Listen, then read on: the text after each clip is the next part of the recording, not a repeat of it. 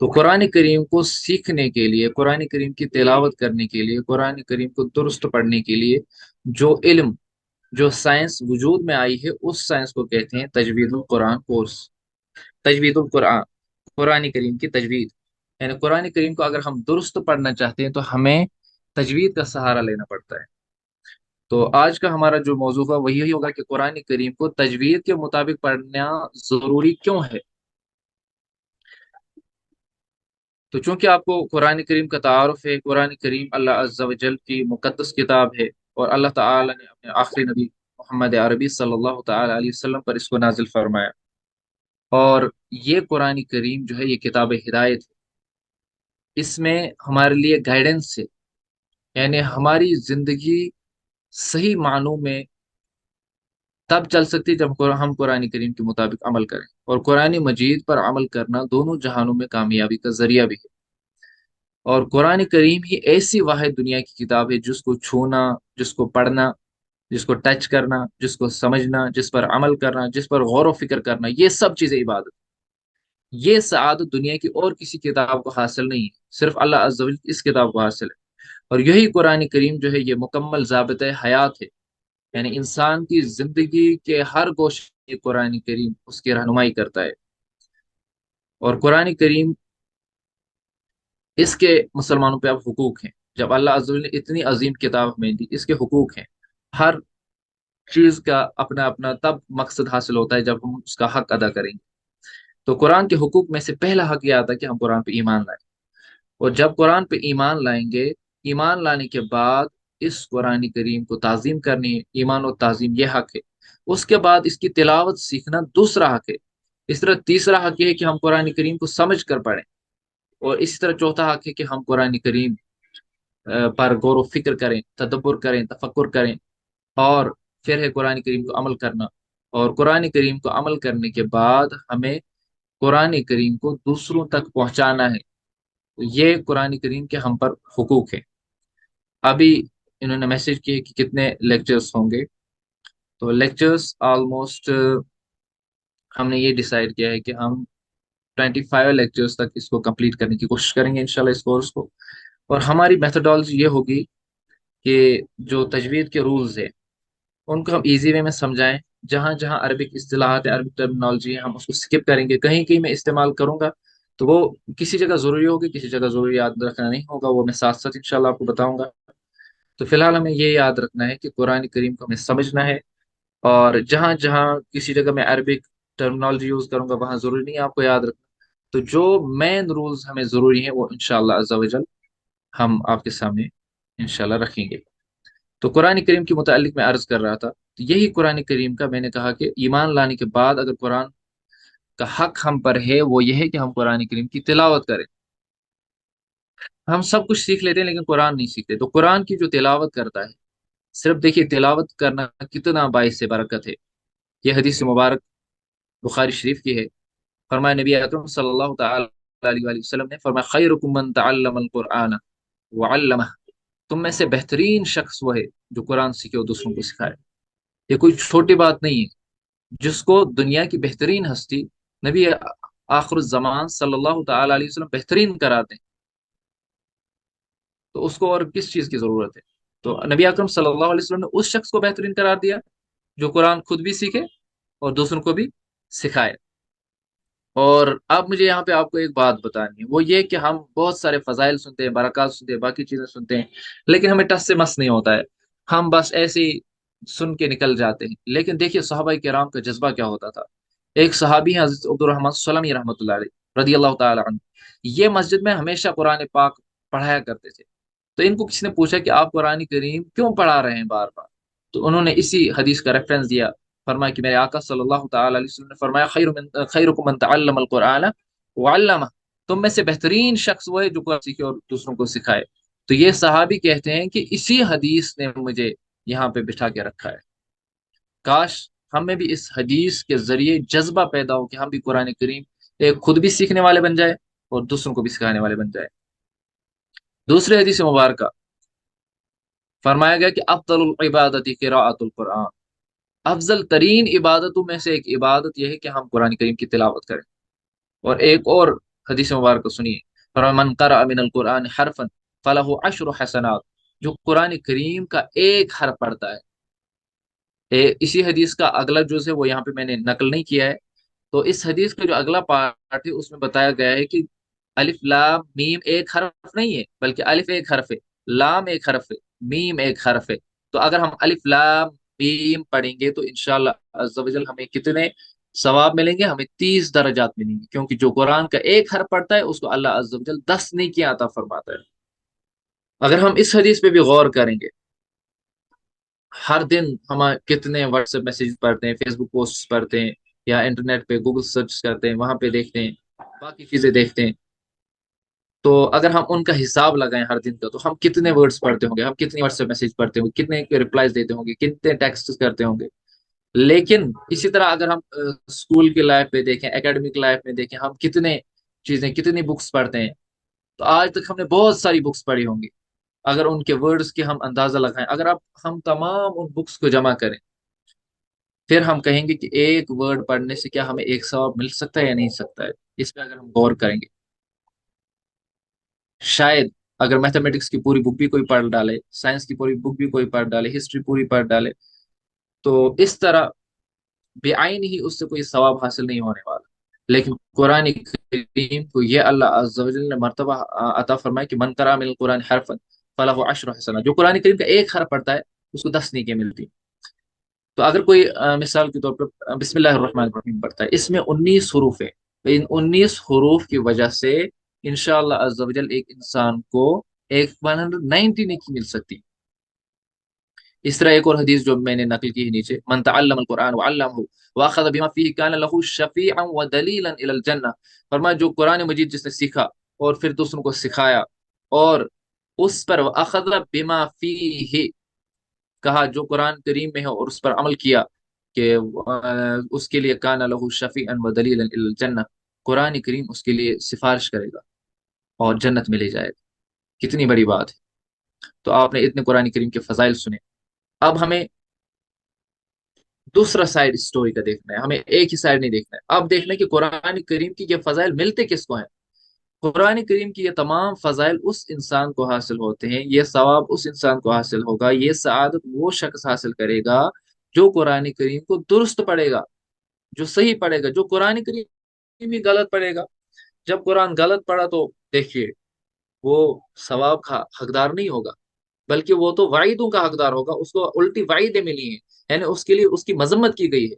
دیکھیے یہ حضرت انس بن مالک رضی اللہ تعالی عنہ کا ایک ارشاد ہے جو احیاء علوم الدین میں امام غزالی نے نقل کیا ہے۔ فرماتے ہیں سیدنا انس بن مالک رضی اللہ تعالی عنہ فرماتے ہیں رب قاری للقرآن والقرآن یلعنہ، بہت سارے قرآن پڑھنے والے ایسے ہیں جن پر قرآن لعنت کرتا ہے، کیونکہ وہ قرآن کو درست پڑھتے ہی نہیں، وہ قرآن کو غلط پڑھنے کی وجہ سے اس کے معنی چینج ہو جاتے ہیں، اس کی جو میسج ہے وہ میسج ہی چینج ہو جاتی ہے، تو کہتے ہیں قرآن ہی ان پر لعنت کرتا ہے، کیونکہ وہ قرآن کا حق ادا نہیں کرتے۔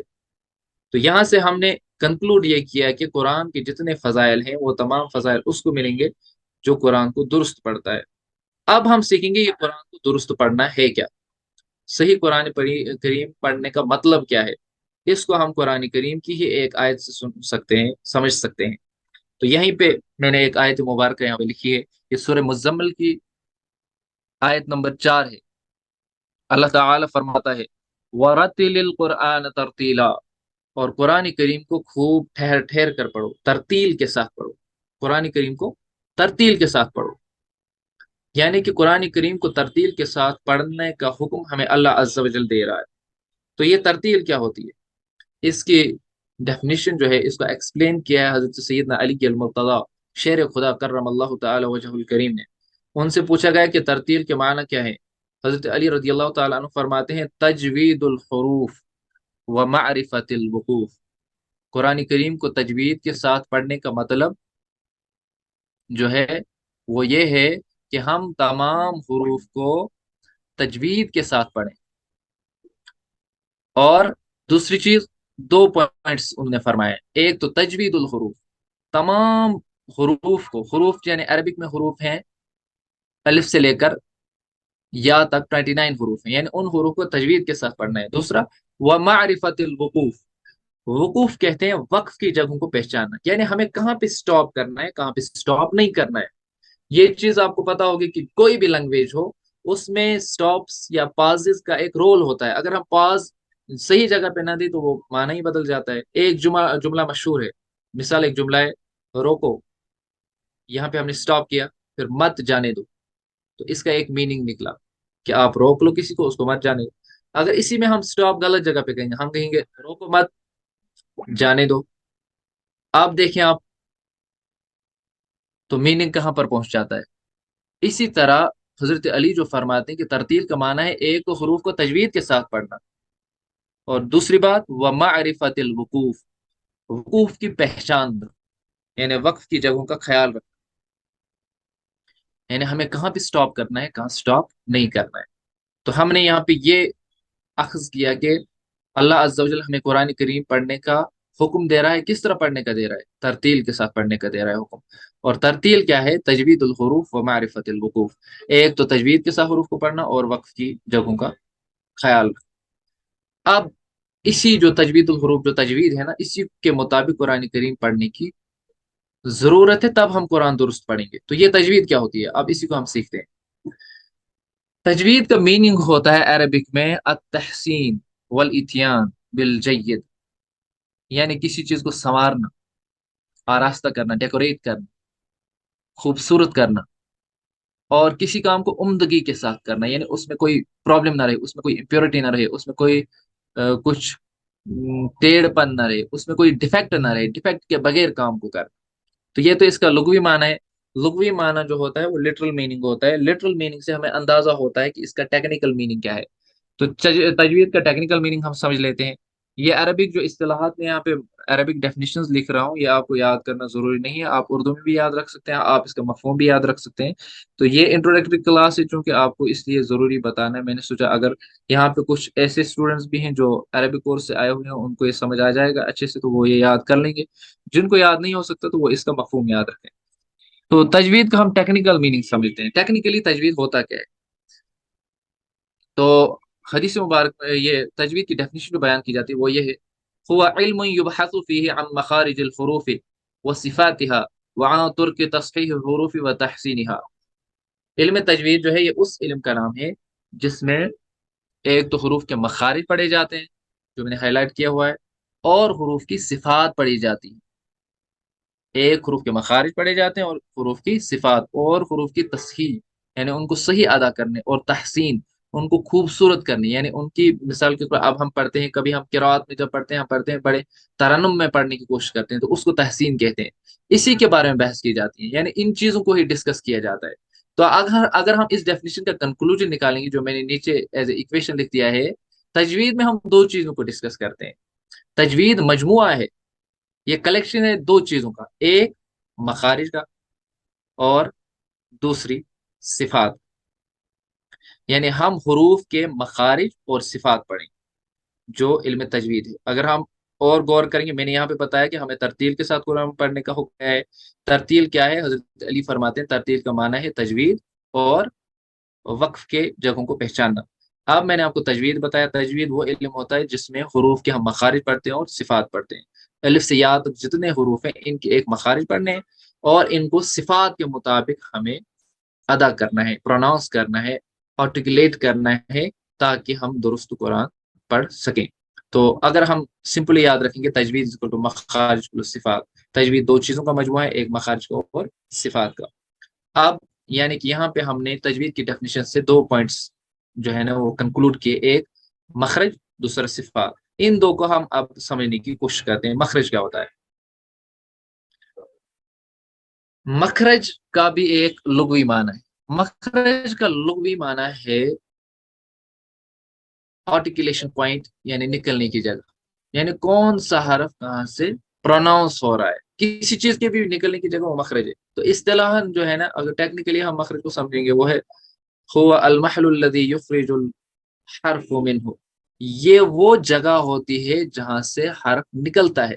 اگر ہم کوئی بھی بات کریں گے، جب ہم بات کرتے ہیں، بات کرتے ہوئے کیا ہوتا ہے کہ جب ہم کوئی بھی بات کرتے ہیں تو وہ باتیں ہمیں حلق سے شروع ہو جاتی ہیں، جیسے میں نے یہاں پہ ایک پکچر دی ہے، حلق سے لے کر ہونٹوں تک ان کے اپنے اپنی ہر ورڈ کا نکلنے کا اپنا اپنا اپنی اپنی جگہ ہے، اپنے اپنے آرٹیکولیشن پوائنٹ ہے، اپنا اپنا مخرج ہے، اسی کو ہم مخرج کہتے ہیں، یعنی حروف کے نکلنے کی جگہ۔ حروف الف سے یا تک ہیں، الف با تا سا، الف کا اپنا مخرج ہوگا، با کا اپنا ہوگا، تا کا اپنا ہوگا، سا کا اپنا ہوگا، یہی 29 حروف ہمیں پڑھنے ہیں۔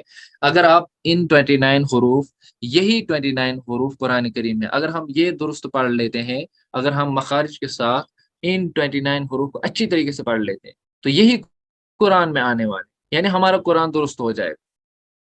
ہم جو قرآن کریم پڑھنے میں غلطی کرنے ہیں، وہ غلطی درست ہو جائے گی، صرف ہمیں ان 29 حروف کو اسٹڈی کرنا ہے۔ تو اس لیے یہ جو ہے نا، یہ تجوید، یہ کوئی اتنا ٹف ٹاپک بھی نہیں ہے جتنا ہم نے سمجھ رکھا ہے، لیکن ہم ہر چیز کو ٹائم دیتے ہیں، ہر چیز کو اچھی طریقے سے سیکھتے ہیں۔ تو باقی اس کو ہم نے سیکھا نہیں ہے، ہم سوچتے ہیں ایسے ہی چلے گا۔ اردو الگ لینگویج ہے، عربک الگ لینگویج ہے، ہم قرآن کریم کو بھی اردو کی طرح پڑھنے کی کوشش کر رہے ہیں۔ تو اگر قرآن کریم کا ہم اردو میں پڑھنے کی کوشش کریں گے تو غلطیاں تو ہوں گی۔ تو میں نے کہا تھا یہاں پہ آپ کو تجوید ہوتا ہے ایک مخارج، دوسری صفات۔ مخارج یا مخرج اس کی جو ہے نا، اس کا سنگولر ہے، وہ میں نے بتایا کہ حروف کے نکلنے کی جگہ کو کہتے ہیں۔ اب دوسرا پارٹ یہاں پہ ہے صفات، اگر آپ دیکھیں گے تو اب ہم صفات کو سیکھیں گے۔ صفت کیا ہوتا ہے؟ صفت کا لغوی معنی ہے ما قام بشیء، جو کسی چیز کے ساتھ قائم، کریکٹرسٹکس یا ہم کہہ سکتے ہیں کوالٹیز، کسی کی ہارڈنیس، کسی کی سافٹنیس، کوئی چیز وائٹ ہونا، کوئی چیز، یہ تو آپ کو پتا ہوگا۔ اب یہاں پہ ہم حروف کی صفت کو ڈسکس کریں گے۔ صفت کہتے ہیں حرف کی اس حالتی کیفیت کو جس سے ایک ہی مخرج سے کئی حروف آپس میں جدا اور ممتاز ہو جاتے ہیں، یعنی کچھ حروف ایسے ہیں جو ایک ہی مخرج سے نکلتے ہیں۔ تو مخارج اصل میں پڑھنے کا مقصد یہ ہوتا ہے کہ ہم حروف کو ڈفرینشیٹ کر پائیں، الف سے لے کر یا تک جو حروف ہیں ان کو ہم ڈفرینشیٹ کر پائیں، یعنی تا اور پائی جس کو ہم پڑھتے ہیں اس کو اصل میں تو بولتے ہیں، ان میں ڈفرینشیشن ہونا چاہیے۔ اس طرح سین اور صاد میں ڈفرینشیٹ ہونا چاہیے۔ سوری، یہ تو ہے،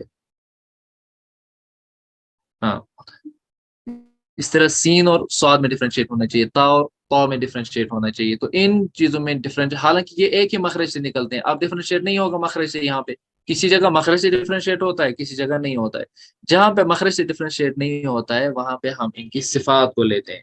مثال، سین اور صاد جو ہے یہ ایک ہی مخرج سے نکلتے ہیں، تو اب ہم ان کو کیسے ڈفرینشیٹ کریں؟ ان کو ڈفرینشیٹ کرنے کا طریقہ یہ ہے کہ سین کی جو صفت ہے، اس کی جو کوالٹی ہے، اس کے جو کریکٹرسٹکس ہے، یہ باریک پڑا جاتا ہے، یعنی اس کی آواز کو فل ماؤتھ کے ساتھ پروناؤنس نہیں کیا جاتا ہے۔